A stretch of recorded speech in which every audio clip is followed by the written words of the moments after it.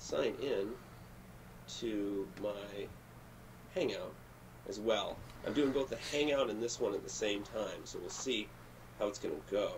I don't know why it's not working. In any event, okay, turn the camera off. Okay, I'm sorry, I'm a little distracted. Hopefully it'll work out. I don't know. I haven't tried to do both at the same time, so I don't know what the problem is, because I'm trying to join my own Hangout. Anyway, I'm just gonna let it go, and we'll go from there. So he really led into the Redditor people, and one thing that is so difficult about people spreading rumors is, and I forget what you call it, but there's a tendency for people to equalize information, meaning that, for instance, in civil litigation, unless you can, in my experience and what I've seen, unless you can really show that the other side has a terrible, terrible, terrible, evil expert, the jury's going to tend to give about as equal weight to your expert as theirs, even if yours is much better. And so that's kind of the problem here. It's like, well, there's this one person arguing this one thing, and Undisclosed is arguing this, and people don't think, well, wait a minute. Undisclosed has legitimate people with lives and careers and everything on the line, and there's some random person with a made-up name that could be 10 other people. Hi! All right, I'm on the Hangout too. So I'm going to try to get back a little so I can look at all of you, but it's probably going to be weird. I'm not trying to avoid eye contact.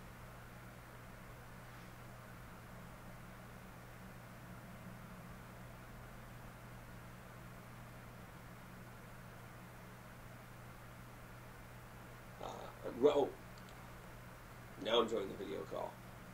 So hopefully you people are there. I'm not trying to avoid eye contact. I'm just there we go.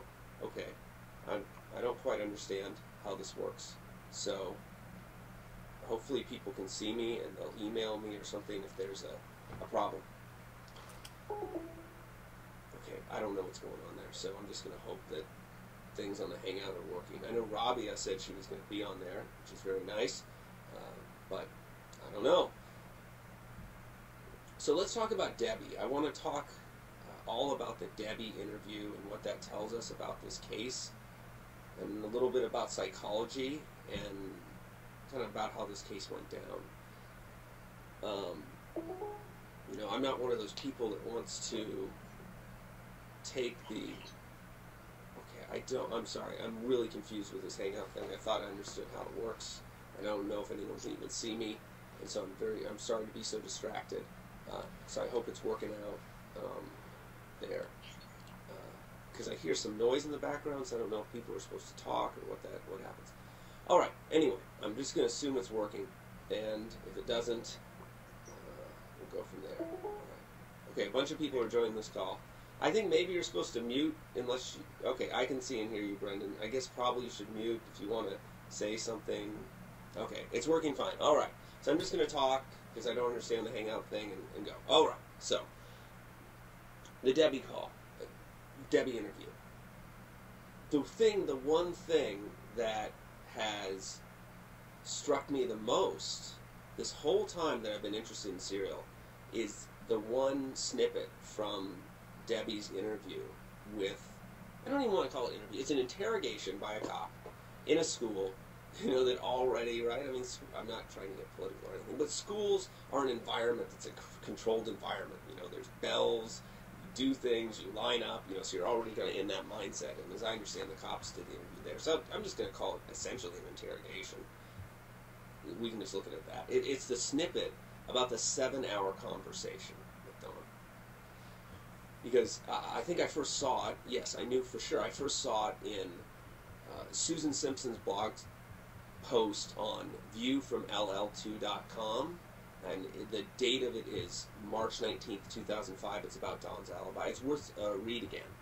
And I'm just going to read you the snippet again, and everything that we talk about is going to riff off of that. And Bob did a great job. I'm not going over all the stuff he showed about the leading that the investigators were doing. It was useful for him to get into detail, but that's so clear to me. And hopefully when I talk about the Debbie interview and what flows from it, it'll apply to all the others. So here we go. I can't say the name. The guy with a Scottish-Irish last name, the investigator. Okay, however, there came a time when you actually did talk to him, and that was on the telephone. Yes. And how long of a conversation was that? 7 hours. 7-hour conversation? Uh-huh, uh-huh, uh-huh. And at that point, did you realize that Hay was not with Donnie? Yes, I did. And that's what the primarily discussion was about? Right. In the beginning, that's what we talked about, and then, I don't know, I guess after that I felt I knew him and was so concerned. He was really upset. He mentioned that he figured that Adnan had something to do with her disappearance, but at that point I just thought he had nothing to do with it. So, we're gonna do a little bit of a make-believe thing right here. Because there's thinking, oh, someone should have investigated that, versus realizing the state of mind that someone would have to be in that interview or interrogation of the cop not to investigate. So I'm going to come up with a little story and set this up, just so we can all experience it right now and look into what that tells us about the investigators and about the investigation. So here's our story. We have a film noir movie, the 1940s, so black and white, there's a lot of smoking going on, and there's a, let's just say private investigator. We'll just go from that, because it's always those in those cases. And some distinguished woman, younger woman, walks in and says, I got a problem. Dirk Musgrave. I've got a problem, Mr. Musgrave.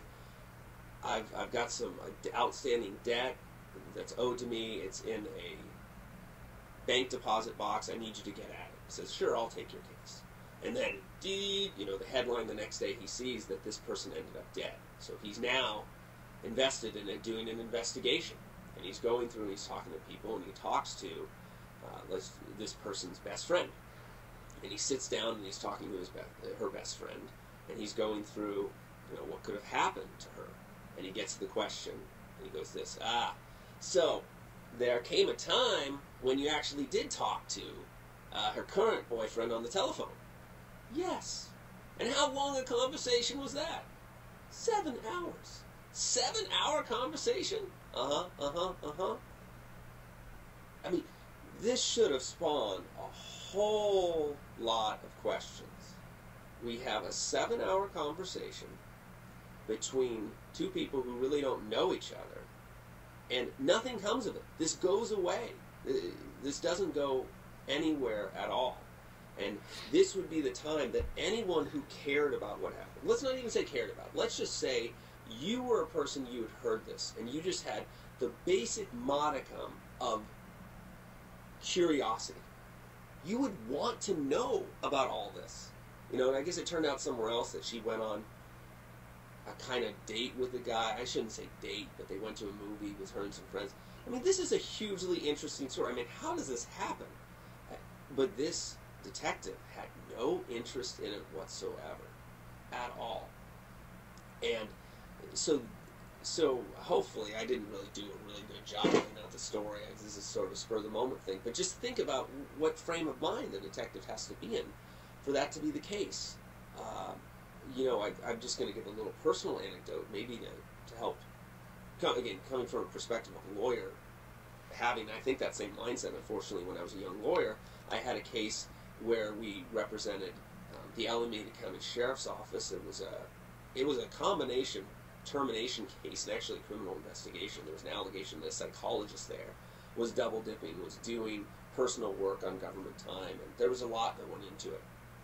And so I think it might have been my first deposition ever. I deposed the union rep of two of the marriage and family therapist interns that were under the tutelage of the psychologist, and said that she was,